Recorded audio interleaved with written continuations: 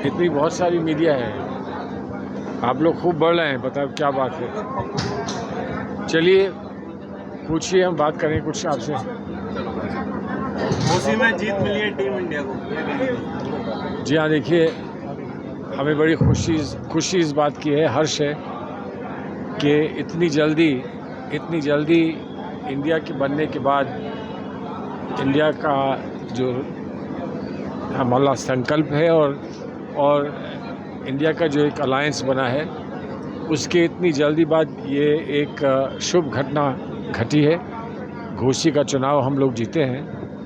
अब जाहिर है जब भी गठबंधन होता है तो कुछ ना कुछ हर एक का उसमें योगदान होता है, कुछ का ज़्यादा कुछ का कम, कहीं पर कुछ।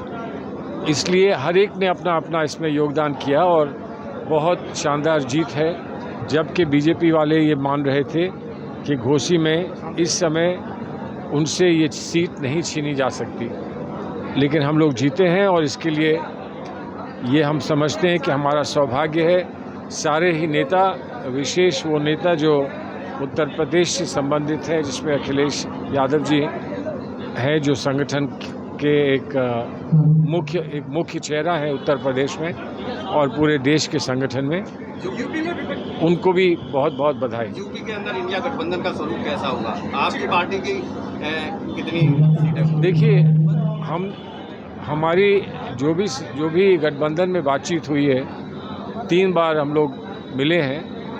हम लोग 3 बार मिलने के बाद हम लोगों ने एक निर्णय लिया था कि जहाँ जिसका जितना बड़ा योगदान हो सकता है उसको वो योगदान करने का पूर्ण अवसर मिलना चाहिए। हम पहले से 20, 25, 30, 40, 50 की बात ना करें, क्योंकि वो एक अंधाधुन बात करने की बात है। ज़मीन की पहचान करके और जो धरातल पर वास्तविकता है उसको सामने रखकर और ये मानकर कि हम सबको कुछ लेन देन करना होगा, कहीं पर कोई ज़्यादा कहीं पर कोई कम, हमने ये सब स्वीकार किया है और इसकी विशेष बैठकें अब बहुत जल्द शुरू हो जाएंगी और आने वाले कुछ हफ्तों में आपको पता चल जाएगा कि कौन कितनी सीटें कहाँ पर लड़ रहा है और कैसे लड़ रहा है। लेकिन बंगाल में ये फॉर्मूला नज़र नहीं आ रहा है, सब जगह कांग्रेस में ही टकराव नहीं, टकराव चलते रहेंगे। देखिए, गठबंधन जब होता है तो आप उस दिन पर्दे गिरा के अपनी पार्टी के कार्यालय को बंद नहीं कर देते हैं। जो कार्यकर्ताओं की अपेक्षाएं हैं, कार्यकर्ताओं के जो मंसूबे हैं, जो आप पार्टी में कहते चले आ रहे हैं, वो सब जिंदा रहता है, लेकिन कहीं ना कहीं एडजस्टमेंट करना होता है। हम क्या एडजस्ट करें, कितना एडजस्ट करें, इसी के लिए तो चर्चा होती है, इसीलिए बातचीत होती है। लेकिन इस समय बहुत मजबूत इरादे हैं सभी पार्टियों के, चाहे वो बंगाल में हो, चाहे वो उत्तर प्रदेश में हो, चाहे वो महाराष्ट्र में हो, चाहे वो कर्नाटक में हो। सभी पार्टियां जो गठबंधन में आई हैं, उनका एक बड़ा मजबूत संकल्प है कि हम लोग इसको कामयाब करेंगे और उसके लिए हमको जो भी कुर्बानी देनी होगी वो हम देने के लिए तैयार हैं। इंडिया अलायंस के कई मुख्यमंत्री रात्रि भोज में सम्मिलित हुए हैं। वहीं पे कांग्रेस के मल्लिकार्जुन खड़गे को निमंत्रण न देने से राहुल गांधी नाराज लग रहे हैं। क्या राहुल गांधी इंडिया अलायंस में अकेले पड़ रहे हैं? नहीं, तो बहुत सारे लोग नहीं भी गए, बहुत सारे लोग गए, बहुत सारे लोग नहीं भी गए। हमने इंडिया अलायंस की ओर से कहीं कोई घोषणा नहीं की थी कि हमको नहीं जाना है, हमें अलग रहना है। देखिए, राष्ट्रभोग जो होता है, जो राष्ट्रपति की ओर से दिया जाता है, उसका दलगत राजनीति से उठकर भी एक महत्व होता है। दुनिया देख रही है और दुनिया देखती है और उसमें देखती है कि हर एक ने क्या उसमें अपना रोल अदा किया है। तो जो जिसको सही लगता है वो अपनी समझ से वही निर्णय लेते हैं। हमें दुख है, अवश्य दुख है इस बात का कि खारगे जी को, मल्लिकार्जुन खड़गे जी को नहीं आमंत्रित किया गया। और कोई टेक्निकल बात वो कह देंगे कि इसलिए हमने आमंत्रित नहीं किया कि वो अभी वो लीडर ऑफ ऑपोजिशन नहीं है, कि आपकी संख्या नहीं है। ये सारी बातें राष्ट्रभोग में करनी चाहिए नहीं करनी चाहिए, ये सरकार को इस पर अपना जवाब देना चाहिए।